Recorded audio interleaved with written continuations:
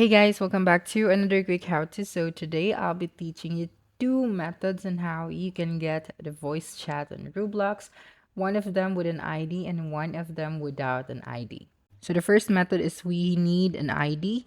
So you just have to click on the gear icon or the settings, and then when you go to your account info, you'd be able to see here the verify my age options. So make sure that you have select the right date of your birthday because we need to use our ID. Of course, it has to be the same with your ID and the birth date information on your Roblox account.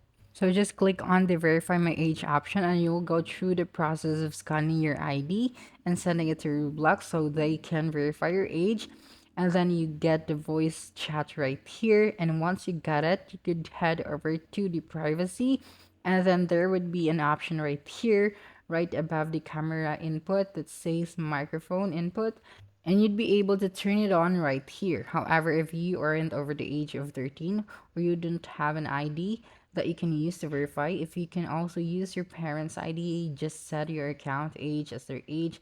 But if you don't want to do that either, then what you can actually do is to get it without an ID. So if you go to your account info and you verify both your email address and your phone number, you can actually access voice chat just like that. After that, you just have to wait for a couple of days, but that could also give you your voice chat. Also, Roblox does not notify you if you have gotten the voice chat. So after you've verified your phone number and your email address, you're going to want to go ahead and check your privacy every couple of days and check right here above the camera input if there is an option for a microphone. So let me just show you what it looks like. If you had an option, so this is my account that actually has a voice chat, and you can see I actually do have the option for use microphone to chat with voice. So this will show up in a couple of days. So go ahead and turn that on.